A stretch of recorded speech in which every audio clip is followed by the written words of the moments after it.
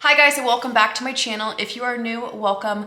My name is Hannah, and on this channel we talk all about home decor, home aesthetics, mixing high and low with new and old. And in today's video, we're going to be discussing how to make your home feel more curated. So if this is something you are interested in watching, please just keep on watching. And don't forget to like, comment, and subscribe. Make sure to hit that bell button so you never miss a video. And if you are looking for some daily inspiration, I would love to have you over at Hannah Naylor on Instagram. Without further ado, let's get into this video. So in today's video, I'm gonna be discussing some tips and tricks on how to make your home feel more curated. This video was stemmed by these videos that are coming out about making your home look expensive. And in my opinion, I don't feel anybody should strive for their house to feel that way. I feel it's very unauthentic, it feels very forced. Our home should be a space of comfort and coziness. And in today's video, I'm gonna break it down on some ways on how to make it feel that way. But without further ado, let's get into this. So tip number one on curating a beautiful space is intentional decorating. It is number one on this list because it is that important.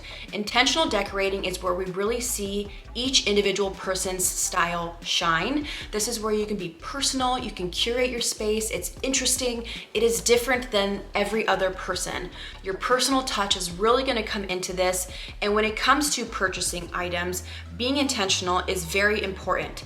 Take your time. We are in my loft. This is a space that took me almost 2 years to complete between designing, buying, waiting on things to come in, and just making sure every single detail in this space made sense to me, was something that I loved. And that is the same exact advice that I can give you guys when it comes to decorating your own home. So tip number one is being intentional with your decorating. So tip number two is mixing vintage and antique pieces into your home. I actually just did a video on this where we were mixing new with old pieces, and it's just a really great way to bring some originality to your space. As you guys know, when you go antique or vintage shopping, it's really hard to replicate those items that you find. It's almost like hidden treasures that you find. The hunt is so much fun. When we are bringing those items into our home, it's going to make your space feel a little bit different than everybody else's. You don't have big box brand items because obviously these are one-of-a-kind items that you have found that have so much history, have a story, and this is where we're gonna start seeing a lot more originality. I think sometimes people think like antique shopping, you think of like your grandma, and that, you know, we kind of all paint this picture of what that looks like, but there are some really beautiful things that you can transition into your home, even if you have glam, even if you have boho, modern. There is literally a piece for everybody when you go antique shopping. So don't be afraid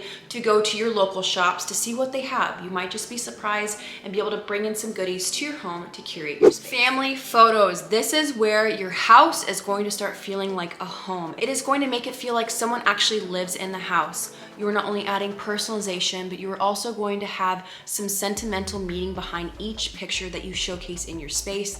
It is also going to act as a conversational starter. I love gallery walls. I think this is a beautiful representation of how you can showcase moments in your life. And I know people might think gallery walls are trendy or gallery walls have been overdone. And I have to disagree on that because every gallery wall that you see will never be able to be replicated. And that is because every photo in each picture is unique. Nobody will be able to replicate that. And that is something very, very special.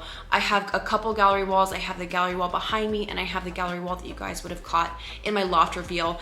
There are moments in my life that I love and I want to have on display. So I definitely vote for putting on a gallery wall or adding a couple more family photos to your space to make it feel that much more curated. Textiles. I think a lot of people seem to overlook this very small detail when it comes to curating your space. When you think of textiles, what do you think of? You think of pillows, you think of blankets, you think of things to make you feel comfortable, right? Well, that is no different when it comes to curating your space. Lean into textiles, lean into pillows, mixing patterns, mixing different throw blankets. This is going to make your home feel that much more comfortable, that much more inviting and cozy. As simple as just putting a basket with extra blankets down for your guests to be able to grab and get cozy on your couch, you're inviting that person to get comfortable, to relax, and enjoy the space. So really lean into your textiles, playing with pattern, playing with different size pillows and blankets. There is really no right or wrong way on doing it, and I think it really is going to make all the difference when it comes to making your home feel that much more curated. The next tip is to push the envelope. Here on my channel, I'm constantly telling you guys to step outside the box, do some outside of the box thinking, do things that maybe are unexpected or not trendy. You don't have to follow the path that everybody is taking. Take the road less traveled and do different things. Paint a bold color in your house. If it doesn't work, then paint over it. Life is way too short to not take some chances, especially when it comes to your space. Nothing is permanent. Change it, switch it up, and I'm telling you, you guys, your house will feel so much more curated and special to you because you aren't just following the crowd or what everybody else is doing. I think trends are great. We've talked about them on my channel, but I don't live by them, and I really try to make my home feel a little bit more unique and special to me instead of trying to do what everybody else is doing. So definitely push the envelope, do things that you love, do things that make you happy, regardless if they fit the average norm or not. Attention to detail is something that I strive for here in my home to make my space feel that much more curated and special. This was a tip that my mom taught me at a very young age, and I apply that to a lot of things in my daily life.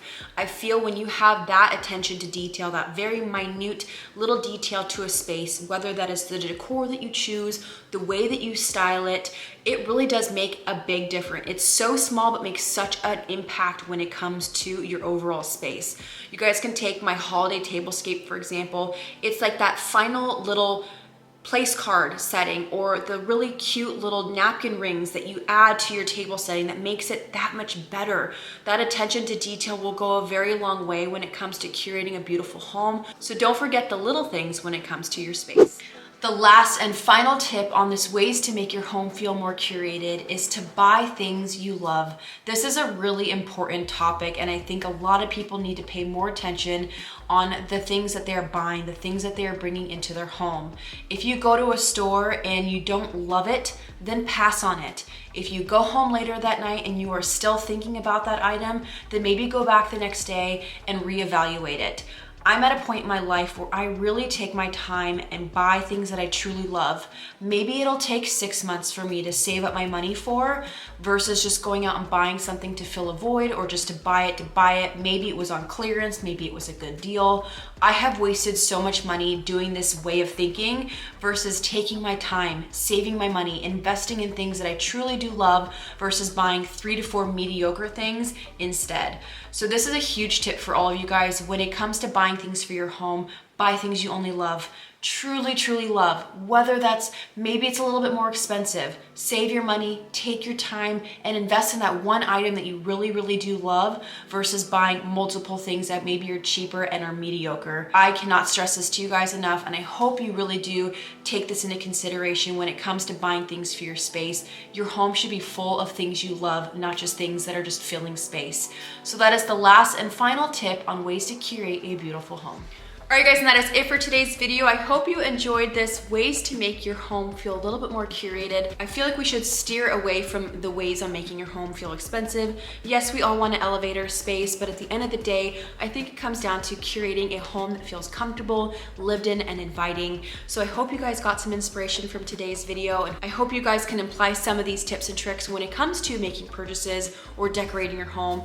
And until next time, I love you guys so much. Thank you for being here, and we'll see you guys in my next video. Peace.